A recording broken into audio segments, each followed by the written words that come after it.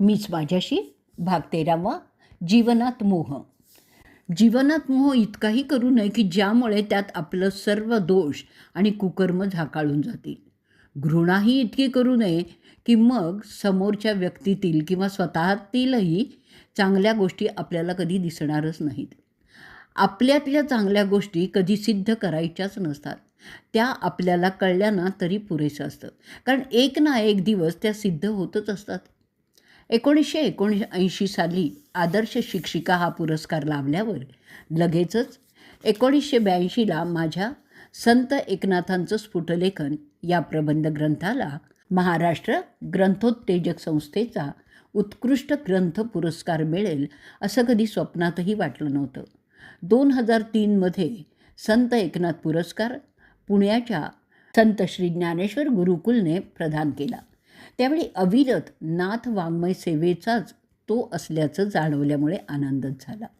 पुण्यातील पुरस्कार स्वीकारला की माझी पुण्यातील प्रिय सखी कमल प्रभुणे, रेणुका स्वरूप प्रशालेची आदर्श शिक्षिका, मुख्याध्यापिका आणि जिला सदाफुली आम्ही म्हणायचो, ती चितळे यांच्यासह आवडीचा रवा डोसा खाऊनच घरी परतलो. एकदा प्रभुणेंच्या घरभर विखुरलेल्या कवितेचे कागद पाहून अवाकच झाले आणि केवळ त्यावेळी दिलेली धमकी कामी आली. कमल प्रभुणे यांची कविता प्रकाशित झाली. एकदा दगडूशेठ हलवाई पुणे संस्थेने आयोजिलेल्या व्याख्यानासाठी परस्परच कार्यक्रमस्थळी पोचले तर ही सखी आपल्या 2 लहानग्या नातींना घेऊन वाट पाहत बसलेली. त्या दिवशीच्या व्याख्यानात संतांना मखरात बसवू नका, तर माणूस म्हणून त्यांनी केलेलं लोककल्याणकारी कार्य समजून घ्यायला हवं असं सांगितलं काय, आणि दुसऱ्या दिवशी वर्तमानपत्रातून मथळ्यासह छापून यावं काय. मैत्रिणींना मला चिडवण्यासाठी विषयच मिळाला. कौतुक केलं की लगेचच मखरात बसवू नका हे ऐकून घ्यावं लागलं.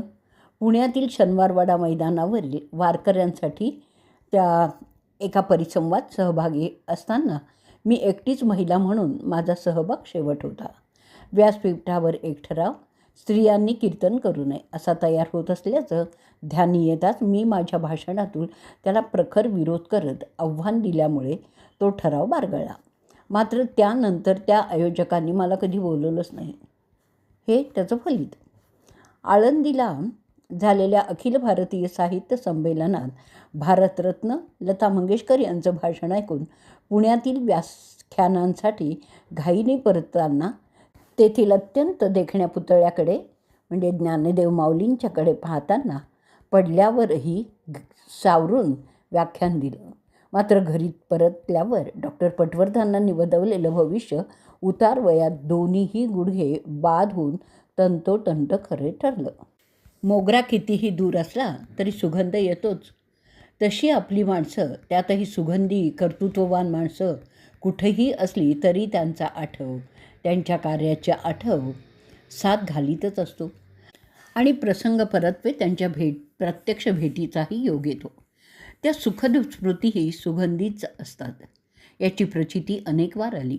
2006 साली 8, 9, 10 डिसेंबर या 3 दिवसीय राष्ट्रसंत तुकडोजी महाराज संत साहित्य संमेलनाच्या काळात संमेलन आयोजनात प्रत्यक्ष संमेलन काळातील कार्यक्रमात भेटलेली कितीतरी माणसं स्वातंत्र्यसैनिक लाला लक्ष्मीनारायण जयस्वालादी चिरस्मरणीयच ठरली.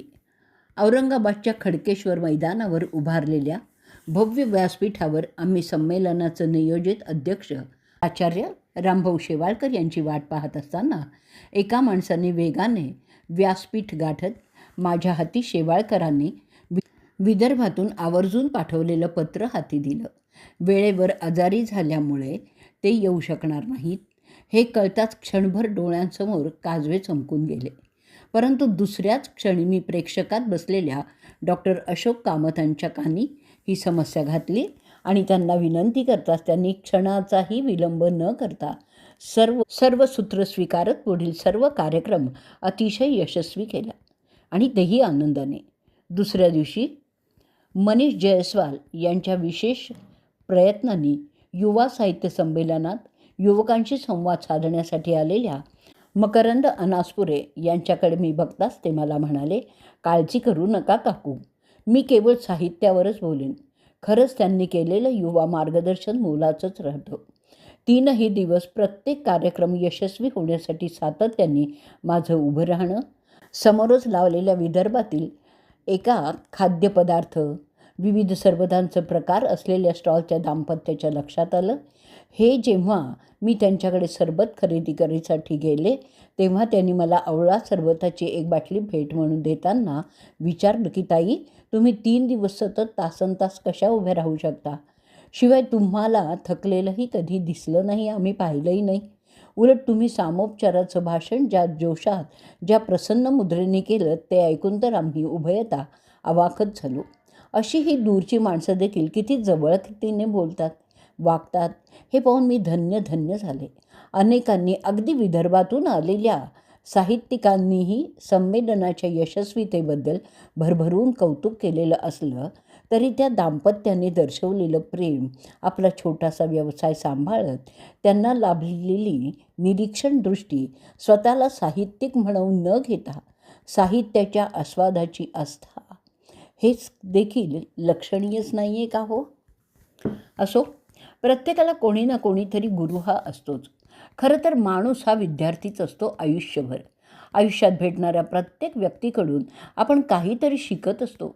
पण तो लहान असू देत किंवा मोठा असू देत. म्हणून तर विश्वगुरू दत्तात्रय आपले 24 गुरु असल्याचं आपल्याला सांगतात. ते कोणाकडून काय शिकू नये हे शिकवणारेही गुरुच म्हटलेले आहेत. आपल्या मित्र मैत्रिणी यांच्यातही एक गुरुत्व आहेच आहे. तेव्हा तेही गुरुच. गुरुपौर्णिमा. गुरुपौर्णिमा याचा अर्थ गुरु अधिक पूर्ण अधिक मा. अर्थात सर्वप्रथम मा ही पूर्ण गुरु आहे, त्यानंतर गुरु ही पूर्ण मा आहे. म्हणूनच ती गुरुमाऊली आहे. गुरु म्हणजे ज्ञानाचा उगम आणि अखंड वाहणारा झरा. गुरु म्हणजे विश्वास आणि वात्सल्य. गुरु म्हणजे आदर्श आणि प्रमाणतेचं मूर्तिमंत प्रतीक. आपल्या संस्कृतीत गुरु शिष्य परंपरेनुसार गुरुपौर्णिमा साजरी होते. सद्गुरू हरिकाकांनी आपल्या काही शिष्यांना सण उत्सव प्रतिवर्षी साजरे करायला सांगितलं. त्यात गडहिंग्लजला श्रीधर काकांनी चालू ठेवलेल्या गुरुपौर्णिमा उत्सवाला जाण्याचा एकदा योग आला. त्यावेळी गुरुनिष्ठा, गुरुभक्तिप्रेम शिष्याला कोणत्याही अवस्थेत किती विलक्षण सामर्थ्य देते, त्याचा मनोसंकल्प कसा पूर्णत्वाला नेतो, हे प्रत्यक्ष अनुभवता आलं. गुरुभक्तीने ओथंबलेले असंख्य गुरुभक्त सकाळपासून संध्याकाळपर्यंत अलोट संख्येने येतात काय, गुरुमहिमा गात गात गुरुप्रसाद भोजनाने तृप्त होतात काय. विशेष म्हणजे महाप्रसादाची अतिरुचकर अशी गव्हाची खीर मनसोक्त सेवन करूनही कोणाला कमी पडत नाही. हे पाहून मला श्रीधर काकांचा गुरुभक्तीतील खरा अधिकार ध्यानी आला. एरवी 4 जास्तीचे पाहुणे आले तरी विचारात पडणारे माझ्यासारखे मध्यमवर्गीय, पण येणाऱ्या प्रत्येकाला आनंदाने गुरुप्रसाद भोजनाचा आनंद देताना मुद्रेवरील प्रसन्नता अंशानेही कमी न होऊ देणारे गुरुभक्त श्रीधर काका यांना पाहून गुरुभक्तीची खरी श्रीमंती काय असते हा पाठ मिळाला. जो लघुला गुरु करतो तोच खरा गुरु. गुरु एक जगीत राहता, भूतकाळाचा दुवा आणि भविष्यकाळाचा दिवा हा गुरुच असतो. म्हणूनच तर हरी रागवला तर गुरु दिशा देतात. मात्र गुरु रागवल्यास कोण?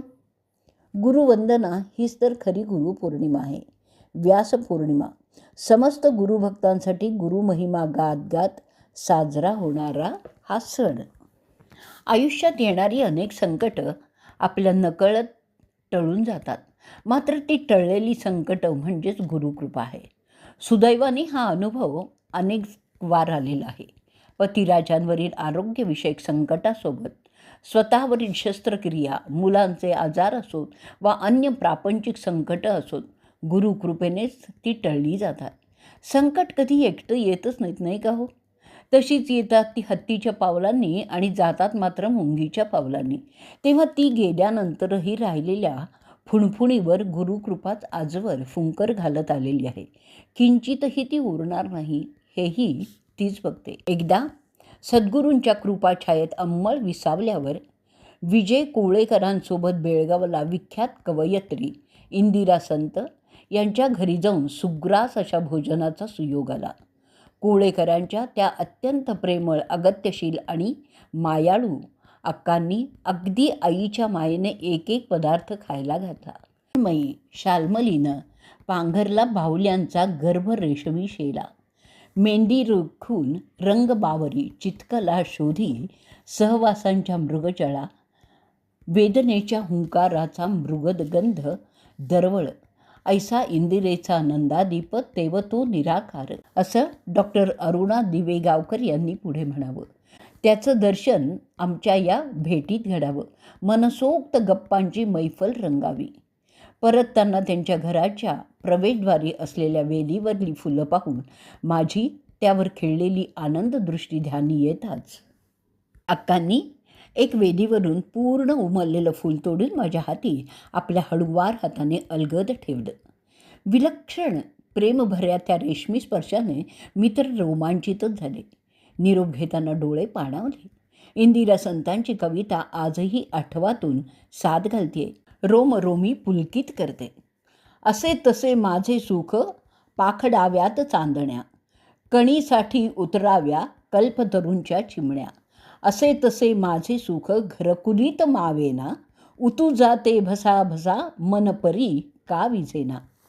अरुणा ढेरे म्हणतात की जीवनाच्या ओल्या उमाळ्याची कविता म्हणजे संतांची कविता. इंदिराबाईंची कविता म्हणजे लहानग्या हस्तिदंती तुकड्यावर केलेलं कोरीव काम. वासंती मुजुमदार कविता गौरव करतात असा तर वासंती मुजुमदार कविता गौरव करतात. खरं तर स्त्रीत्व सापडतं ते इथेच, असं दुर्गा भागवतांनी म्हटलेलं आहे. स्वतः इंदिरा संत म्हणतात की अजिंठ्याची विसरून राहिलेली कलाकाराची एक पुसट रेषा माझ्या रक्तातून वाहती आहे. साहित्याचं नातं अभिजित रसिकतेशी कायम जुळलेलं आहे आणि हेच त्यांच्या कवितेचं खरं मर्म आहे. बालपणापासून कवितेने लावलेला लळा अशा प्रसंगी पुरवून घेताना, त्यातील मर्मबंधाची ठेव आस्वादताना नेहमी आनंदलहरी अंतरंगात उसळून येतात. मन मोरपिशी होऊन अशा आस्वादक क्षणांची, आठवांची पानं पुन्हा पुन्हा उलगडत राहतं. त्यातलं जपून ठेवलेलं मोरपीस न्याहाळण्यात दंग होऊन जातं. आपल्या आयुष्यात अनेक प्रसंगी गुरूंची साथ अत्यंत आवश्यक आहे. खरं तर गुरु चालायला नाही तर चालवायला शिकवतो, बोलायला नाही तर बोलून दाखवायला शिकवतो, पैसा कमवायला नाही तर दान करायला शिकवतो, प्रेम मिळवायलाच नाही तर वाटायला शिकवतो, शिक्षण शिकायला नाही तर शिकवणूक द्यायला शिकवतो. असं गुरु लाभत गेल्यामुळे कितीतरी नवीन नवीन प्रकल्प, प्रयोगात यश मिळत गेलं. औरंगाबादच्या श्री एकनाथ संशोधन मंदिर औरंगाबाद या संस्थेच्या वतीने श्री संत एकनाथ चरित्र आणि वाङ्मय पत्रद्वारा प्रवेश परीक्षा घ्यायचं ठरलं. त्यासाठी आवश्यक असलेली स्वाध्याय पुस्तिका संपादित करण्याचं कार्य 2002 सानंद स्वीकारलं. ते पुढे पंडित परीक्षापर्यंतच्या स्वाध्याय पुस्तिका 2007 सालापर्यंत संपादित करता आल्या. संत एकनाथ महाराजांचा अखेरचा ग्रंथ भावार्थ रामायण यावर आधारित प्रज्ञाबोध परीक्षेसाठीचीही स्वाध्याय पुस्तिका 2010 साली प्रकाशित झाली आणि तोच मिळत गेलेला या परीक्षांना प्रतिसाद. महाराष्ट्राच्या बाहेरील प्रांतातूनही लाभणाऱ्या प्रतिसादाचा आनंद आगळाच होता. संत जनार्दन स्वामींच्या 500व्या जयंतीच्या निमित्ताने 2005 साली संत साहित्य शिक्षण आणि संशोधन प्रतिष्ठान औरंगाबाद या संस्थेत माझ्या म्हणे जनार्दन या पुस्तकाचं प्रकाशन झालं. किल्लेदार संत जनार्दन स्वामी यांच्या अलौकिक चरित्र, वाङ्मय आणि कार्याचा परिचय अधिकाधिक व्हावा या हेतूने प्रेरित होऊन प्रस्तुत प्रतिष्ठानने औरंगाबाद, देवगिरी, दौलताबाद, महेशमाळ आणि शूलभंजन पर्वत अशा विविध ठिकाणी जाऊन स्थानिक जनता जनार्दनाच्या साक्षीने साजरे केलेले हे कार्यक्रम खूपच लोकप्रिय झाले. स्वामींच्या फारशा परिचित नसलेल्या द्रष्टा होऊन गेलेल्या अत्यंत महनीय कार्याचं दर्शन कलात्मक रूपाने घडवण्यात भरभरून यश लावलं. भक्ती आणि शक्ती यांचा सुरेख संगम असलेले एका हातात तलवार तर एका हातात ज्ञानेश्वरी असणारे किल्लेदार संत जनार्दन स्वामी हे एकमेव संत या दर्शनातून त्या निमित्ताने झालेल्या चिंतनाचा मला स्वतःलाही लाभ तर झालाच, शिवाय नवदिशाही देऊन गेला. संकल्पित प्रकल्प संस्मरणीयच ठरला. प्रस्तुत प्रतिष्ठानने संत साहित्य प्रसारासाठी अविरत चालू ठेवलेल्या उद्दिष्टानुसार 2008मध्ये संत वचनामृत ही पुस्तिका प्रकाशित केली. त्याचं संपादन करताना संत वाणीतील अमृत वचनांची साथ संगत अखंड लाभावी हा हेतूही सफल झाला. ओळख, मैत्री, विश्वास, प्रेम, श्रद्धा, नातं आणि भक्ती या आयुष्यातील एका सुंदर प्रवासाच्या पायऱ्या आहेत. कोणी कुठे आणि किती वेळ थांबायचं हे ज्याचं त्यांनी ठरवायचं असतं. प्रत्येक हृदयाची एक अबोल अशी भाषा असते.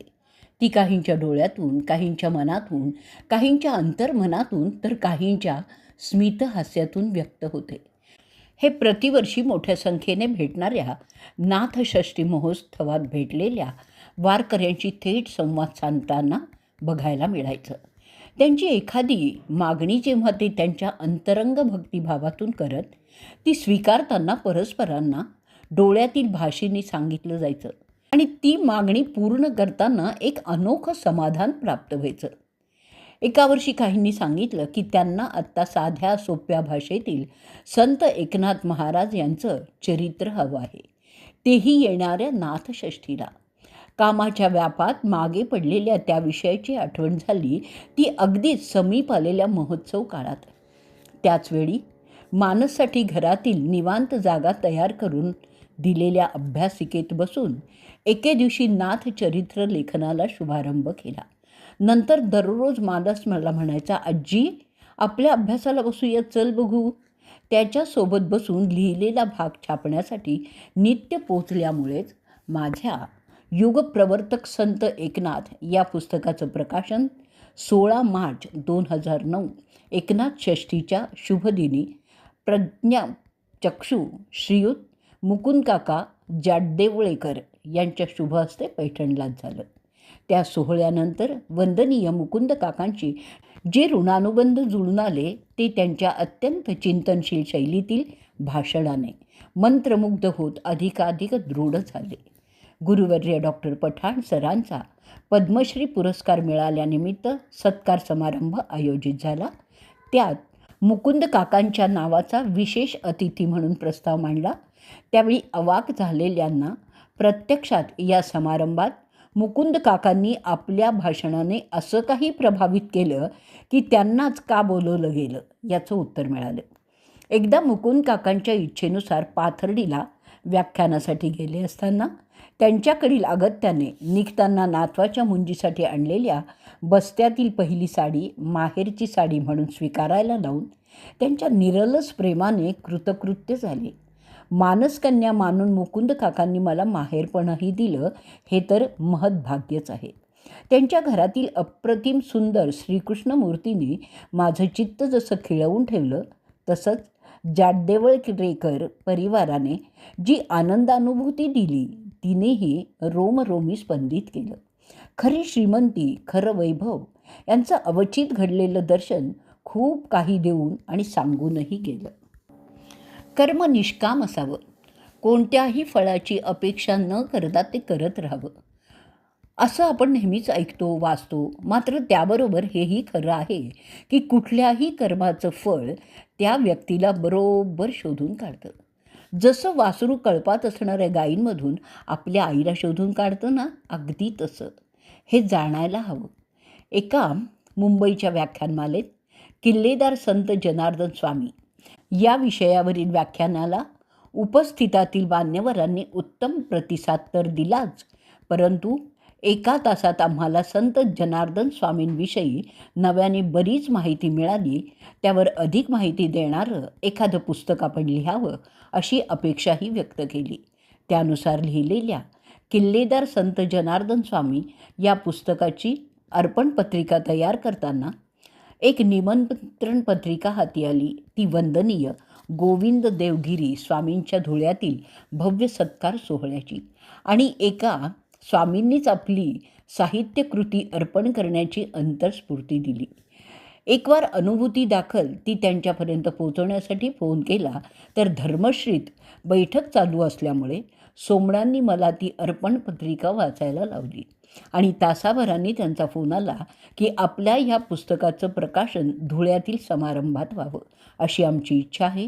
त्यांच्या योजनेनुसार 2009मध्ये धुळ्यातील गौरव सोहळ्यात वंदनीय गोविंद देवगिरी स्वामींचे सद्गुरू महामंडलेश्वर सत्यमित्रानंद स्वामींच्या शुभ हस्ते किल्लेदार संत जनार्दन स्वामी ग्रंथ प्रकाशित झाला.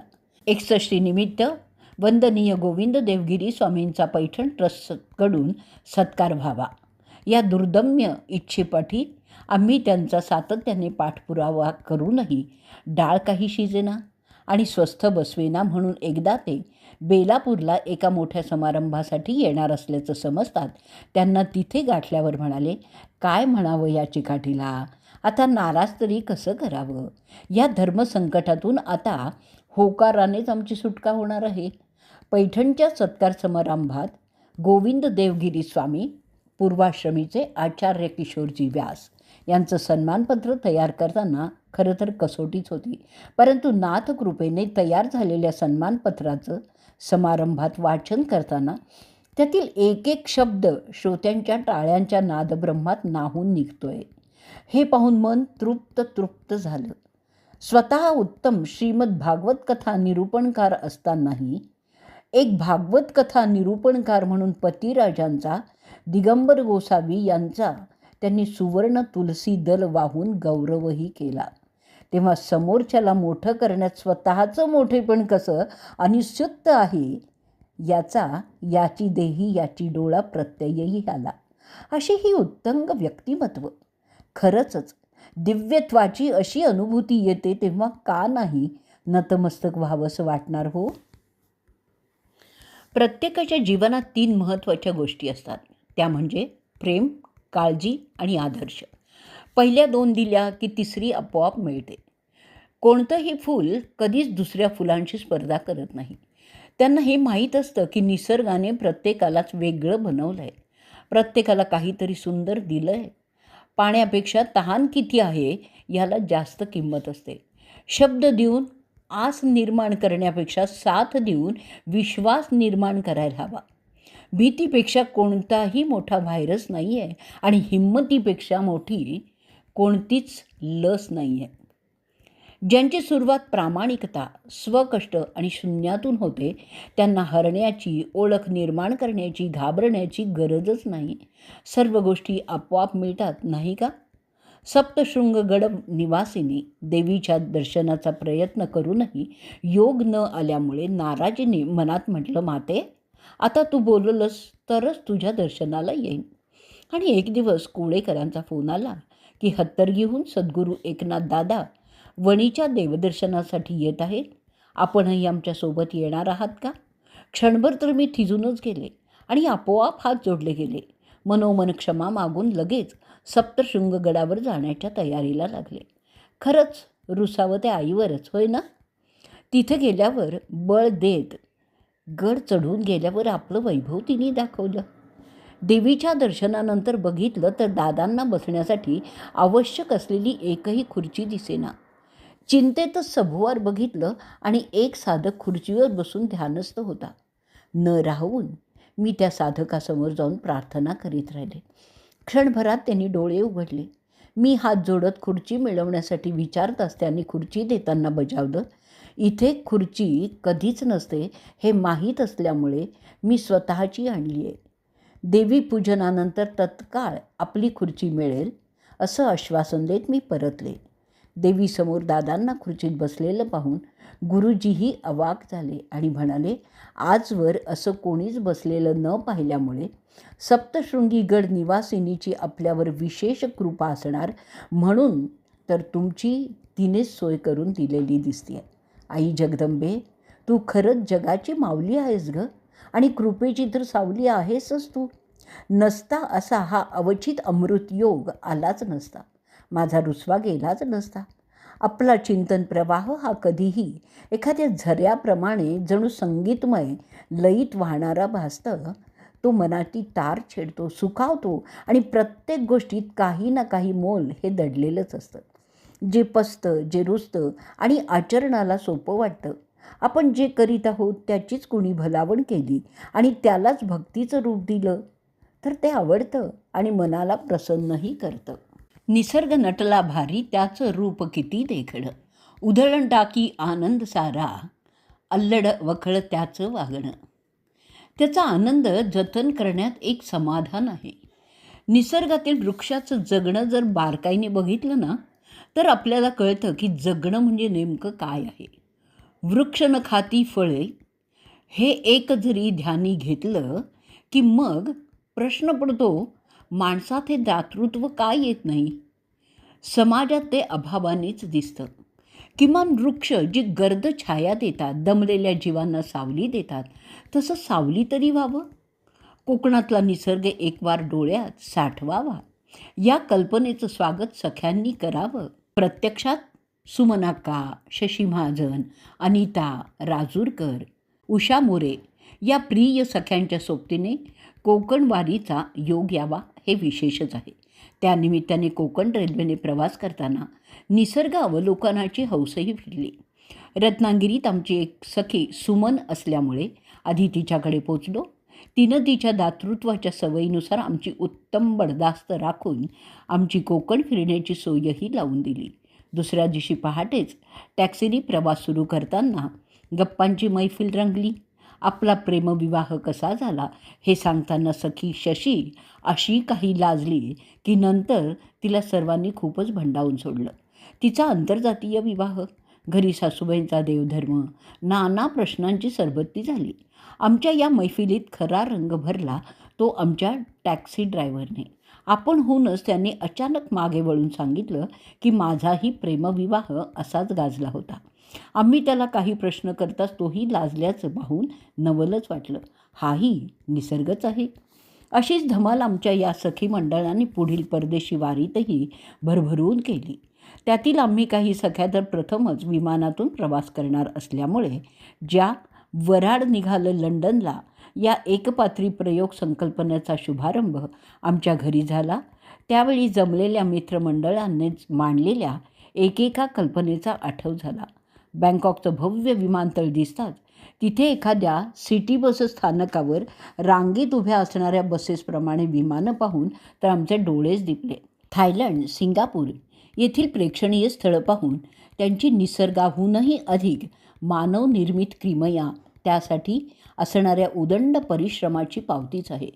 पर्यटन विषयक जाण आहे आदी अनेक लक्षणीय बाबी खरंच बरंच काही सांगत राहिल्या. तिकडील स्वच्छतेचं महत्त्व, तसंच रहदारीचे नियम, आमच्यासारख्या ज्येष्ठांना रस्ता ओलांडताना दिलं जाणारं प्राधान्य, अशा कितीतरी नोंदी मनात साठवत आम्ही मायदेशी परत आलो.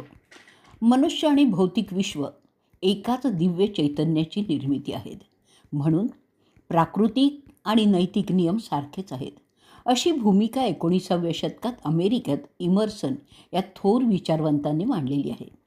निसर्गातील प्रत्येक गोष्टीत चैतन्य तत्त्व भरलेलं आहे. याचा प्रत्यय आला तो शिवथर खळीचा धबधबा पाहून. तिथला एकंदर निसर्ग पाहून असं वाटलं की खरंच खरा निसर्ग कृपेचा आपला देशच समृद्ध आहे. उगीच नाही, समर्थ रामदास स्वामींसारख्या द्रष्ट्या संतांनी हे अतिशय निसर्गरम्य स्थळ शोधून त्या ठिकाणी ग्रंथरचना केली.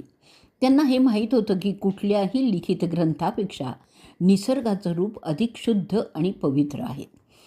त्यामुळे भविष्यात या ठिकाणी येणाऱ्यांना निसर्गाचं मोहिनी रूप तर आनंद विभोर करीलच, परंतु त्यासोबत दासबोधातील बोधवचनांचाही आठव परमानंदाची प्राप्ती करून देईल. त्यांच्या मनाची एकाग्रता साधली जाईल. समर्थ रामदास स्वामींच्या भारुडावरील माझ्या 3 दिवसीय व्याख्यान सत्रात याची अनुभूती आल्यास नवल ते काय. अशा निसर्गाच्या कुशीत विसावणं म्हणजे मायमाऊलीच्या कुशीतील अमृतानुभव घेणं आहे, हेही अनुभवता आलं. परतीच्या प्रवासात सातारला कसबेकरांनी ज्या वाटेने नेलं त्यावेळी घडलेलं निसर्गदर्शनही डोळ्यांचं पारणं फेडणारं असल्यामुळे मंत्रमुग्ध होऊन त्याचा आस्वाद घेत घेत सातारला पोचलो. वंदनीय अण्णाभाऊ कालगावकर यांनी सातारच्या समर्थ सदनला अर्पण केलेलं संचित निहाळताना तृप्ततेने वाहणारे आनंदाश्रू त्यांच्या सत्संगतीतील सोनेरी क्षणांची साद घालून गेले. तिथून पाय तर निघेच ना, परंतु महाप्रसादाचं सेवन करून रात्रीची आमची एकमेव लेलँड एस टी गाठण्यासाठी निघणार तोच बंधू डॉक्टर विठ्ठलराव पुण्यात येऊन हजर. यावेळी भेटीचा योग नसावा असा निरोप त्यांना अमृतधारा त्यांची वास्तूपर्यंत पाठवलेला नेमका त्यांना वेळेत मिळाला आणि भेटीचा असा योग आला. प्रेमाचे धागे कोळ्यापेक्षाही बारीक असतात, पण लोखंडाच्या तारेपेक्षाही मजबूत असतात. तुटले तर श्वासानेही तुटतील आणि नाही तर वज्राघातानेही तुटणार नाहीत. असे हे मानस नात्याचे प्रेम भावानुबंध. म्हणून तर जीवन देणाऱ्या मातीला आणि प्रेम देणाऱ्या माणसांना कधीही विसरायचं नसतं हे मनाला बजावलं.